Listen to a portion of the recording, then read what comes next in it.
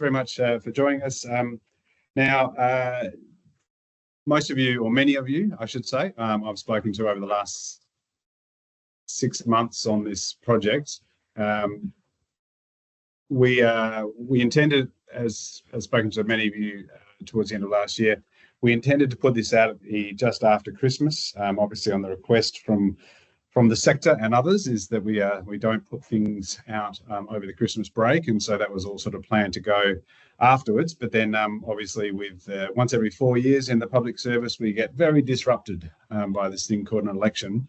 And the decision from up on high was that something like Westport and something of the scale of this contract, that they didn't want to put it out ahead of caretaker period. I'd note that I think we're out of caretaker as of about 10 minutes ago when the ministry was announced, and our minister remains Reece Safiotti. So that's okay. We can talk about things a bit more freely right now. I think the other thing to note just through that election process is one of the reasons why government doesn't want to sort of make any substantial awards of contracts or even really go to market on them, particularly on projects like this, is because the election may have an outcome in terms of where the different parties want to go with a project like this. It was really quite useful, I think, to sort of say that Westport really didn't feature in the election. That's a real positive in terms of just being able to get on with the job and have some greater confidence that ultimately will progress all the way through. All right, so I'm going to start now. I think the process we're going to do is I'm going to go through the obligatory slide deck and talk about things a little bit. I'm joined in this room by Alice Cargig, who is leading the engineering team in Marine and Ports, by Luke Pownell, who is our comms manager, who will also be afterwards, if there's any questions, just managing those questions so I can respond to them where I can, and Lyle Banks, who's escaped the room momentarily, who's our advisor and on the technical advisor procurement process. All right, and I think one of the things to note is, as I get to the end, is that there will be a formal and mandatory briefing on the TA scope once you've had the RFP. That'll be held in early to mid-April. So if there are sort of quite specific technical questions, I may knock them back to that briefing rather than try and deal with them now. I just want to give you a bit of a heads up about what's happening and what our plan is from here today. Right. So, changes since last time we spoke. Obviously, the business case was approved in late 2024 on time, which is good. And funding, or initial funding to get on with the beginning of stage 4 was released through the mid-year review in 2024. And we continue to go back to budget through the upcoming budget year.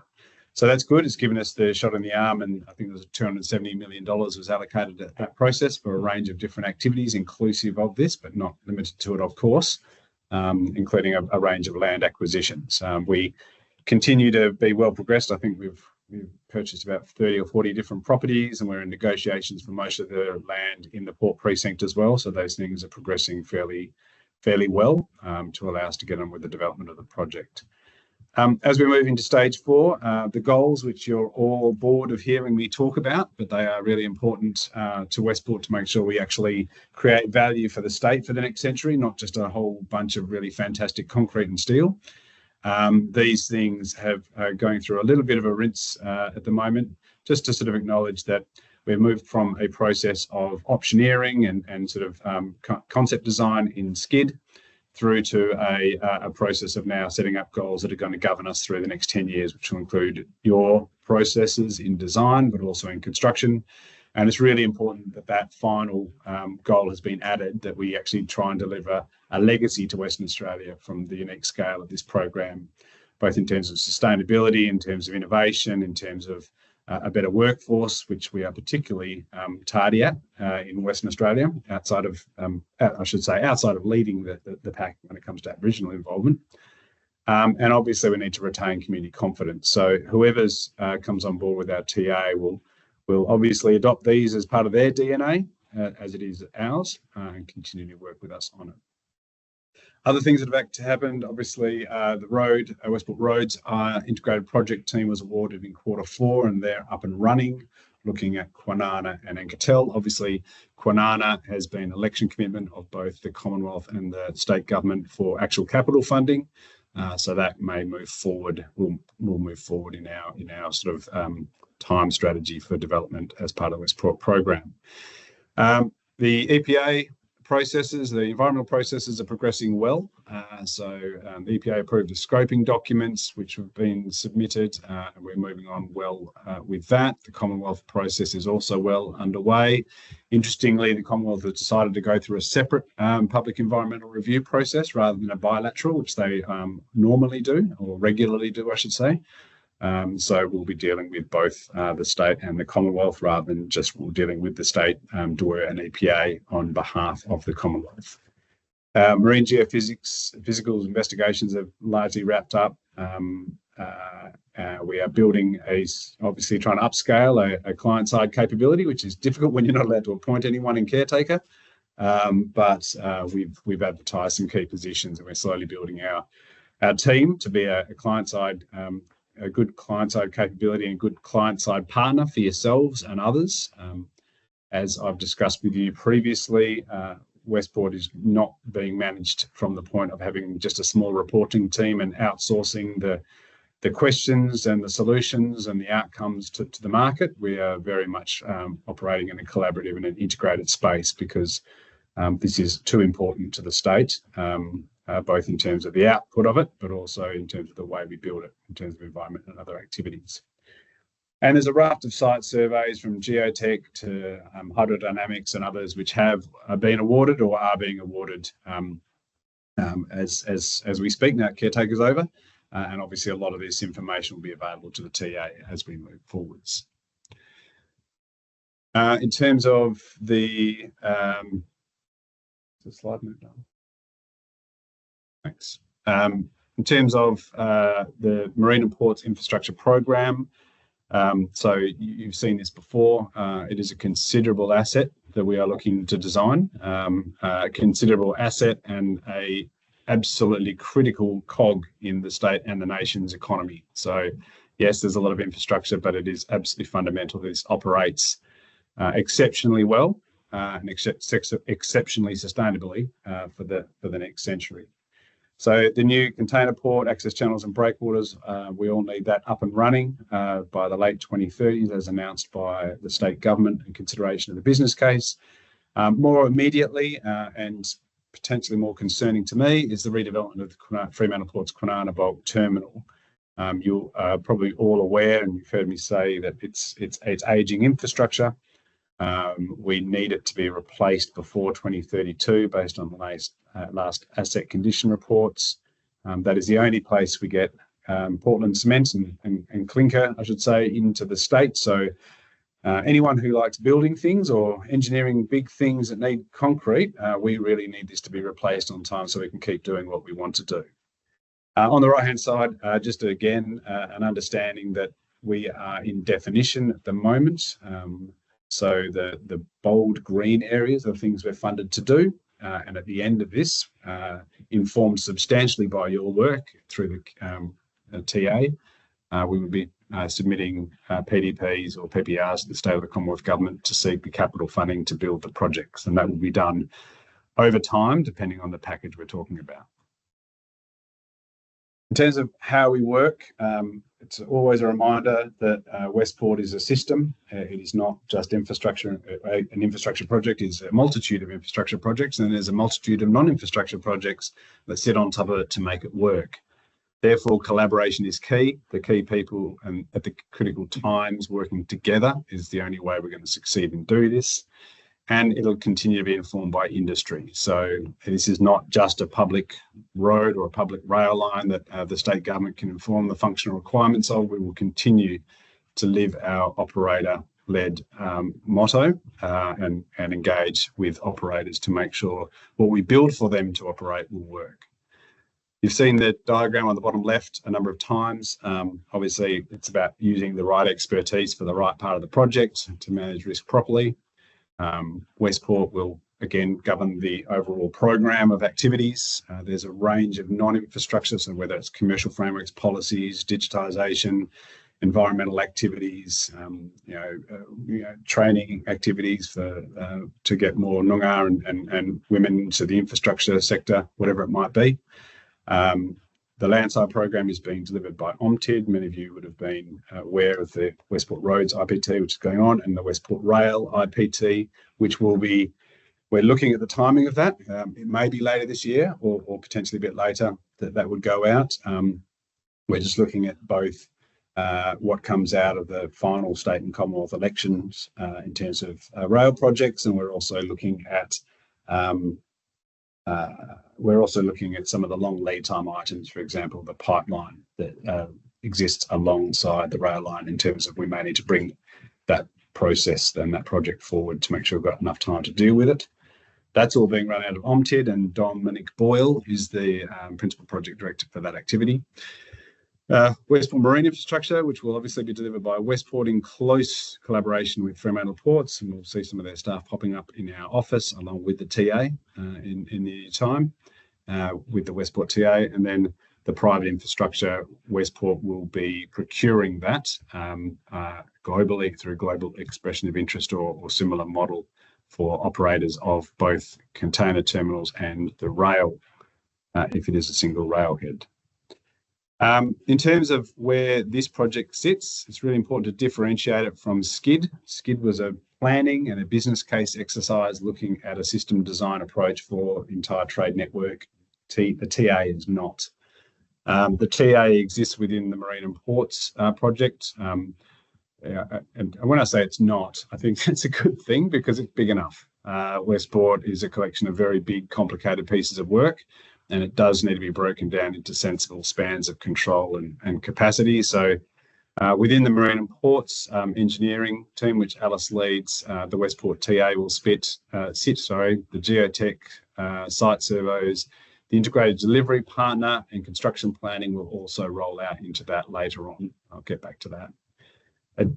Within the Marine and Ports team as well, there's also an environment team dealing with EIA heritage approvals, and we will also be having to manage all the relevant port approvals through quarantine, border force, first port of entry, and those sort of aspects that we'll need to go through.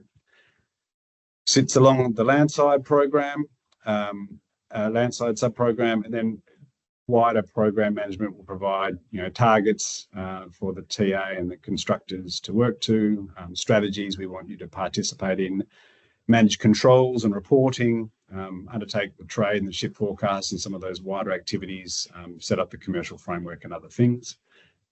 We are looking at Westport's infrastructure as an opportunity to think more strategically about construction supply chain management and category management. So this is, rather than having 8 or 9 packages and project contractors competing with each other in the same part of the WA and potentially creating schedule and cost escalation risks, is where is it sensible for us to collaborate between those packages and develop things once for multiple people, or set up shared batching plants or shared supply chains for materials.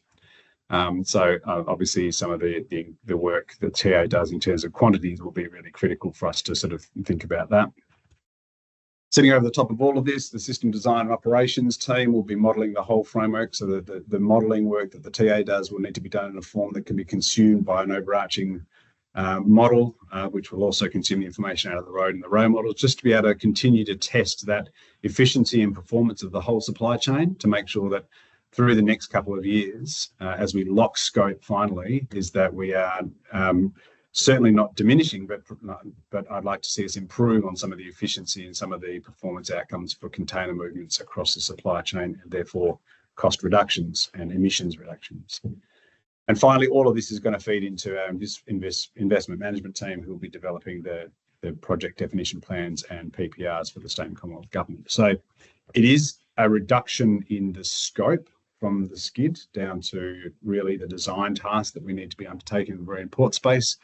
But obviously we need to move from 5 to 10 to potentially up to 30% design or whatever that might be, and there's a lot of work to be done just in this space.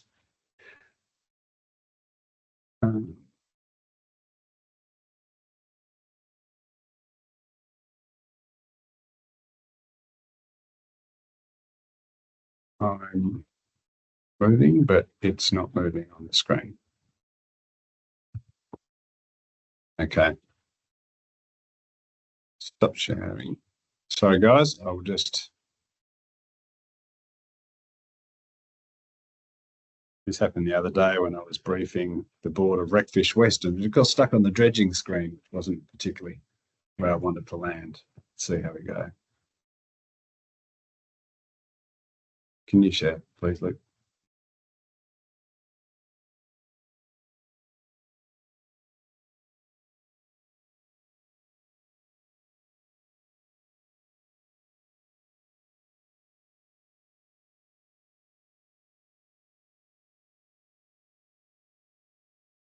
Sorry, I'm just having a little bit of technical difficulty with the sharing on Teams. We think we'd have this down to a fine by now, but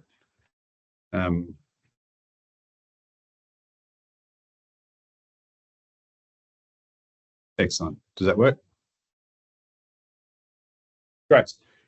So in terms of what not so much the battery limits, but the site footprint and key interfaces that the TA will be working with us and supporting us manage. It obviously is the entire channel from off Trig or City Beach, if we're arguing which beach that's off in the north, all the way down into Coburn Sound. It is the full footprint of the marine infrastructure, the new reclaimed land, breakwaters, turning basins, tug harbours, whatever that might be.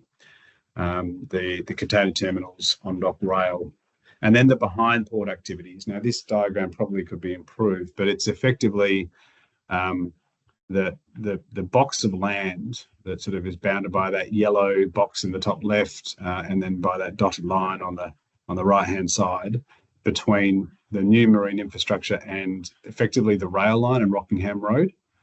So that's effectively the scope of the areas that the TA will be working in to develop, obviously, the marine infrastructure and civil infrastructure, the KBT site, the container terminal site, the back of port operations, staging, marshalling, ECPs, border force, quarantine, etc., and so on. And then working very closely with the Westport Roads IPT and the Westport Rail IPT around the interfaces between Ankertel Road and the Port Precinct. At the moment, I think that occurs around Mason Road. And similarly for the rail line, this rail spur that comes off the main line and the new duplicated mail line into the Port Precinct. So those interfaces will be sort of locked on beginning of the new TA.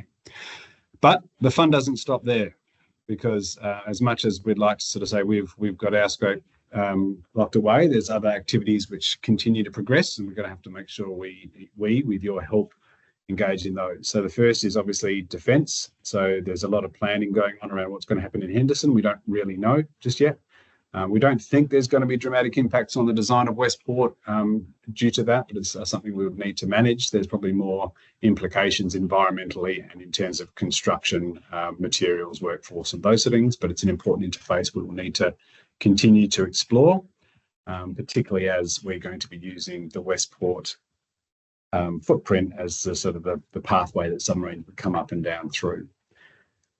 There is the Water Corporation immediately to the north of the Port Precinct. There is the Water Corporation's desal plants, and they obviously have a long-term plan to have a second desal plant in there. They have pipelines coming off to draw water in and expel hypersaline water back into Coburn Sound.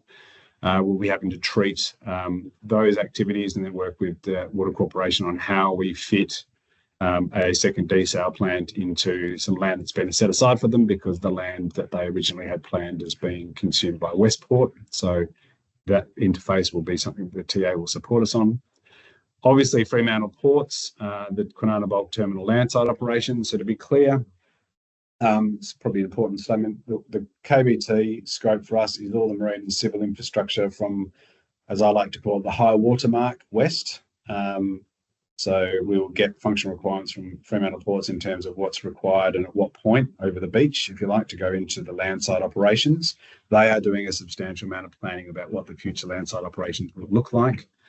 But there will be conveyors coming out to the Kwinana Bulk Terminal operations.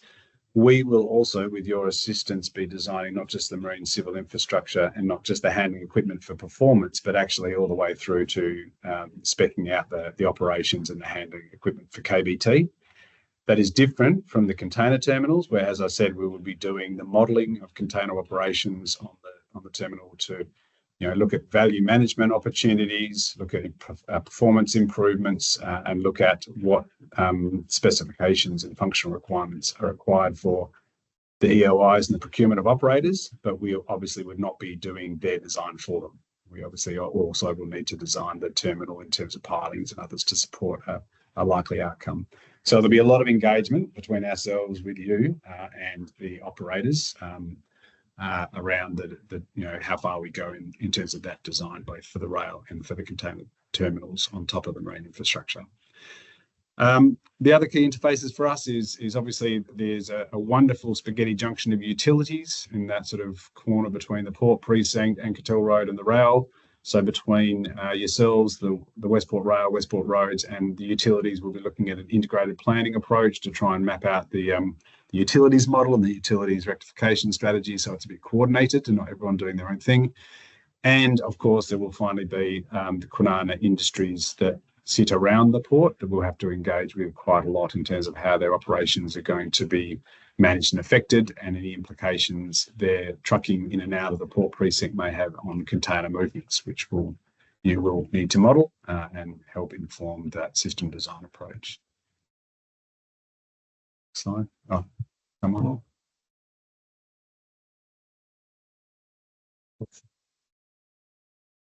I don't know.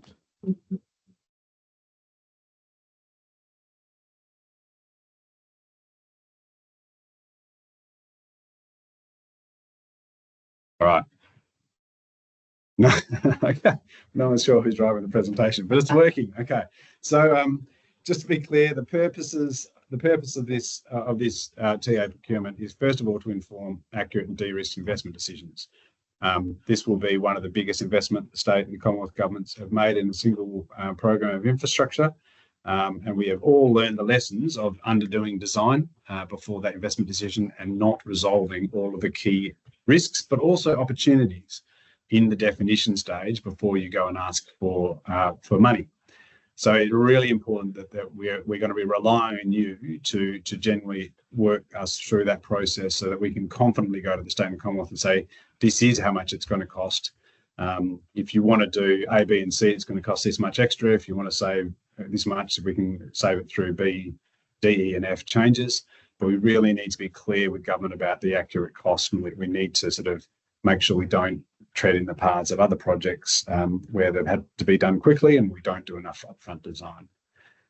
And the second thing is that obviously the reference designs and associated deliverables you do will be ventilated with the construction market. We are looking at sort of how we might do that for some of the early starting activities. Maybe there'll be ECI processes for KBT and dredging because they are on a short leash in terms of schedule. But obviously your work will be sort of introduced and supporting us in terms of procuring capital works programs subject to those investment decisions above. So that's the fundamental. In terms of the objectives of the work is to make sure all design activities are consistent with Westport goals, or that we have nice quantitative decisions where we can trade them off against each other, because sometimes we will need to choose one above the other. Treasury continues to remind me of this on a regular basis. We need to develop an environmentally acceptable port reference design, including working with nature. We have an environmental referral footprint, and there is no plan to amend that. So that would be provided, and that provides the boundaries for us to operate within. Optimization is fantastic within it, but stepping outside of it causes a lot of challenge in what is already going to be one of the largest and most complex environmental approval processes the state has run. We're looking for you to present to us the innovative processes in planning and design to maximise sustainability and productivity outcome, and likely with the other design houses on those landside IPTs and our integrated delivery partner and construction planning, is to take some of that innovation into sort of how we'll build this thing in a way that can save money but be awesome. And finally, to make sure we're looking at the value management again with consideration of the goals, but how does the design solutions provide whole of life cycle value for money, including delivery, operation, and maintenance? And I think that should not just be value for money, but it's also consideration of emissions and carbon across all of those lifetime cycles as well, as we will be expected to. Of course, we're expecting you to provide really effective project management of your team and any subcontractors that you bring on board through this process. And the summary objective is to make sure we can achieve our key milestones at KBT by 2032 and port operational late 30s.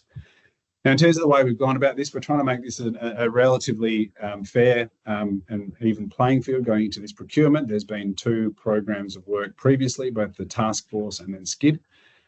So first of all, there we are looking for a schedule of rates with then packages to be agreed through a combination of lump sum or schedules later afterwards. This is similar. Some of you would have engaged in the IPT model, and it's similar to that.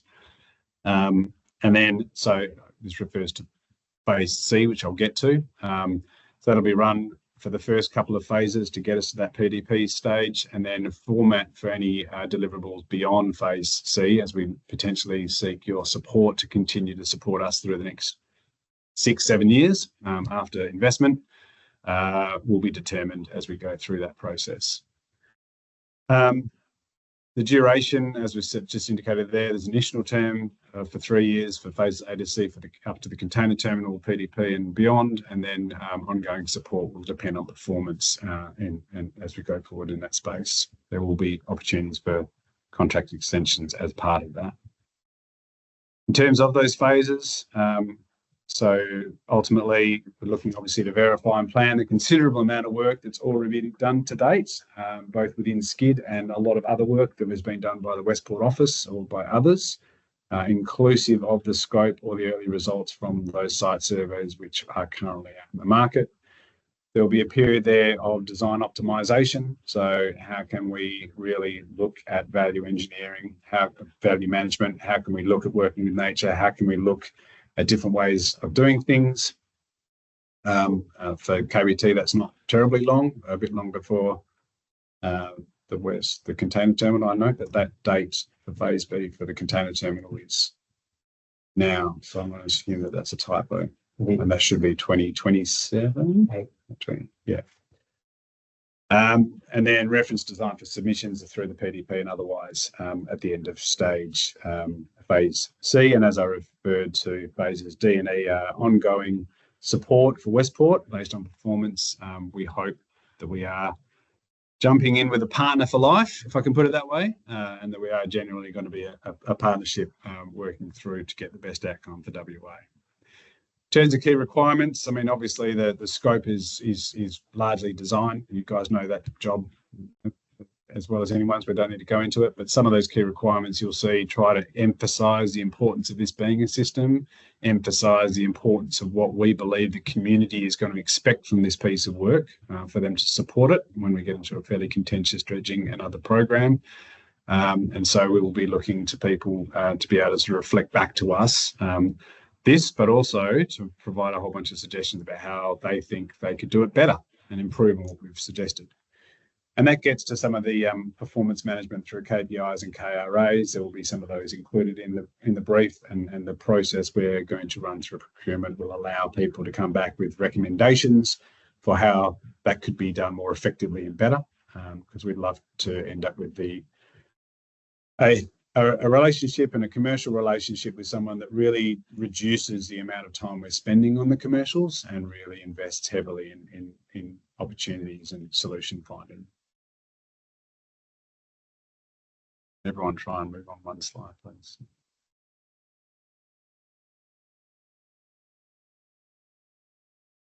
It's me. Okay, in terms of the indicative key elements, look, ultimately there'll be a fair bit more of this in the briefing in April, but just to be clear, some of you have seen the commercial framework and the packaging strategy on the left-hand side there. None of you can see that, unfortunately. Sorry, or we are just having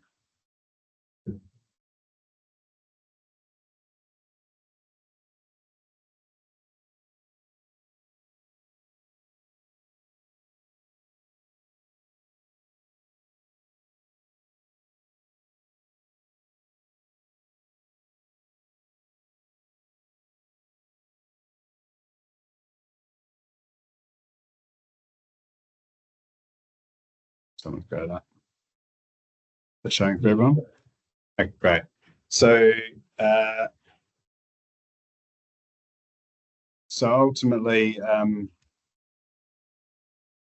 some of you would have seen the packaging strategy. We are looking at the packaging strategy in terms of how things are going to go out. But again, just to reiterate, the key elements of scope that will be included in this package. There is the early civil works that we're going to have to get on with. There is the preliminary dredging and marine civils, the major dredging reclamation works, the port civil works, including on dock rail, KBT. Oh, it's missing from there. That's not good. And then, as I said, packages 6, 7, and 8 will be done to the point that we all agree need to be done. We'll define that package with you in terms of what level of work is required for the purposes of the PDP and the construction, noting that the stevedores and railhead operators will undertake their own design once they are procured. And on the right-hand side, there is a range of anticipated key personnel. I don't plan on going through these. I think these slides will be available after we've made a correction to the panel on the left. And these are some of the key people. We really will be looking for a degree of co-location. I sort of think how many? About 30 or so people sitting here with us. Obviously, it is those solutions you can find very, very quickly by being part of an integrated team, are really central to us. And as you can see from that diagram around interfaces, particularly with the environment, but others, that capacity to really discuss things in real time is going to be central to us. So we'll look to have a number of these key people on board and in the house, noting that some people will only be required for short periods of time during this process, particularly key deep experts in different areas, and obviously different arrangements can be made for them.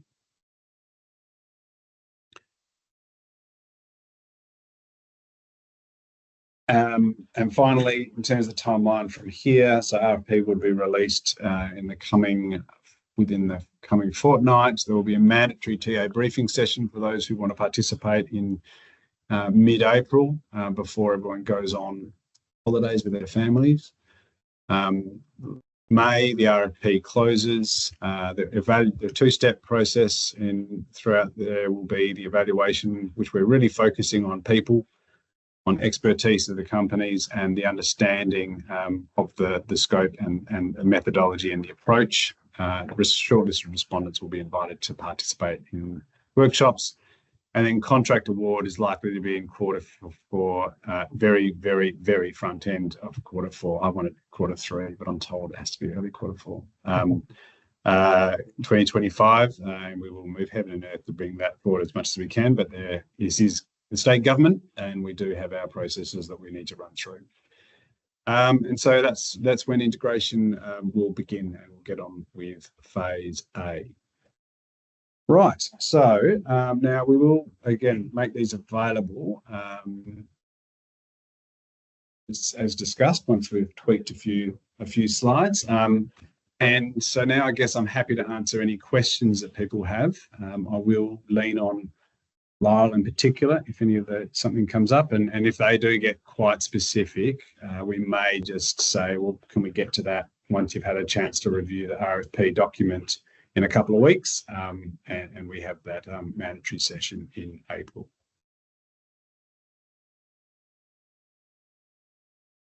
My Luke panel, I'm just chiming in here briefly to give Pat a breather. I've been talking for a bit, and I'll try and navigate through some of these questions. So just noting we do have another session part of the process in about a month's time. So would encourage you to put through any questions that you've got. Just use the chat functionality. I can see there's one that's come through there at the moment. Pat, this is really just looking at, I guess the question is, how do you see your TA engaging and consulting with Indigenous people and other community groups during the contract term? Sure. So we have fairly well established channels and relationships and forums with Noongar people and community in these areas, led by our communications and strategy team. So we very much see the TA sort of coming along with us as part of our Westport team with a Westport shirt on and a Westport badge on and all that sort of thing, and sort of participating in that. We're looking at the moment to set up a more formal arrangement with the two regional corporations, the Whadjuk and the Nala Kalabudja. We've had a great Noongar advisory group to date where our skid engineers came down and were part of briefing them on the design process and everything that went in. There is a lot of interest in it, as you can imagine, and particularly when we get down to finalisation of things like dredging, management plans coming down, and being able to explain that with our environmental team will be fundamental, not just to Indigenous people but also to key community groups. But yeah, look, we have that will not be outsourced to the TA. That will be the TA will come along with us to our existing channels. It may be different for industry. The operations, again, we'd probably follow the model. We have an existing number of forums for industry and operators that we would be bringing the TA to. But when you're getting down to specifics in terms of technical discussions around certain aspects, that would be sorted out within the communications agreement, communication plan in the first couple of months of the TA. But we don't want to get in the way of timely engagement. Great, thank you. There's no other questions sitting in the chat at the moment. Happy to leave it open for another couple of minutes and just see what comes through. It's a good chance you've got us all sitting here. Happy to answer some questions. Otherwise, we'll pick up the conversation I was saying no, let's wrap it up. We'll pick up the conversation in about a month's time. So look, I'll leave it for another minute or so, and if you think of something. There's one that's just come through from the thread around asking about the slide for the packages again. Was there a defence engagement package? Yeah, there is. The reality is the Western Trade Coast is a fairly fast-moving place at the moment. There is a lot happening, and so what we need to be doing is to be flexible, and part of the contractual arrangements provide some of that flexibility to deal with arising projects and arising matters. If it's not defence, it might be a huge hydrogen program or a green steel pilot or something like that we might need to deal with. So that's part of all of us being a little bit flexible in how we engage in this. But Fred, we engage, JETSI manage the relationship with Defence on behalf of the West Australian State Government. Westport sits on a raft of different infrastructure coordinating groups and steering committees with Defence and JETSI to make sure that all of our work dovetails. There are some big decisions that need to be made in the defence agenda to provide certainty for us and others in terms of what they are actually going to be building and when, and then we'll have to interface with that. As I said, we have done a fair bit of work over the last 2 or 3 years with Defence and with JETSI and with others to try and sort of make sure that what our concept design is, which you've all seen, it supports anything that's going to happen in Henderson, and it does, and we don't see anything dramatically changing in the Port precinct because of what happens up in Henderson. It's more around the construction timing and sequencing, I think, which is important for us. There's a question from Louise asking about, well, we mentioned the requirement for a global best practice, and specifically where we see that, where do we see that being leveraged primarily? For me, through yourselves, we're assuming that you're bringing that global best practice expertise, and I don't mean Australian best practice, I mean global best practice expertise to us, and that's what we're looking out for. Otherwise we'd have all the answers. And those experience, should be demonstrated, and the people that are involved with them should know how to deliver them. But I don't know, Lyle, if there's anything you wanted to add to that. The other part I'd add is that through the innovation aspects of the project, and then equally, as Pat mentioned, part of that company expertise and the specialists and the people, we'd be looking for those resources to have global exposure. I think that's when we talk about those KPIs and gain share, pain share, whatever it might be, and global best practice. innovation for me isn't about delivering global best practice. That's just what my expectation of you as the best designers in the world would be, that you'd be bringing that to Westport. It's what we can do beyond that to sort of evolve that into new areas is really where I'd like to sort of see that sort of, those incentives going. Someone's asked about the recording and missing part of this session. So it's all right, rest assured we are recording this session. We'll make it available to everyone who is registered. So we're sending around a recording. So yeah, stand by to receive that. And if you don't, for whatever reason, you can always contact us and we'll make it available to you. There's a question there as well about the commercial team. How do we see a commercial team coming into Westport, either independently or collaborating with the TA? Commercial sums up so many things. What I would take it in, Robin, and you correct me if I'm wrong, is that the commercial. So what we're not looking for the TA to do is to advise us on commercial frameworks such as policy and governance for the supply chain, fees and charges, although the modelling and others of the TA would need to input into the definition of fees and charges regimes or whatever it might be, or policy and regs, particularly around the port gate and what happens at that point. In terms of a team to help us procure stevedores and operators, that would be procured separately, and the TA would be an interface into that, providing some of the technical information into it. So, so that's what we see. I think the TA, in some respect, is feeding into those activities. At the moment, our plan is to begin procuring a integrated delivery partner, which would be a light integrated delivery partner, although we will continue to explore that. Just to begin that process after the TA's out into the market. So with a target towards the end of this year, early next, and part of that scope will sort of may build in some of that commercial advisory on how we're actually going to procure the construction activities with the TA's assistance, but it wouldn't be the responsibility of the TA. We really want the TA to be able to focus on a substantial design task and something we want to be done exceptionally well in the next couple of years. Great. I think that's about it. There's no more questions there. So I think we'll wrap it up there. Thank you everyone for your time. We've had a really good turnout for this session. We appreciate you giving us the time. We'll package this up. We'll record this session. You'll have the slides. So we'll send it through to everyone. If you have any questions off the back of that, you're welcome to reach out to us. Otherwise, there's the details in there about the timing of how this is going to play out. So thank you again. We'll leave it there.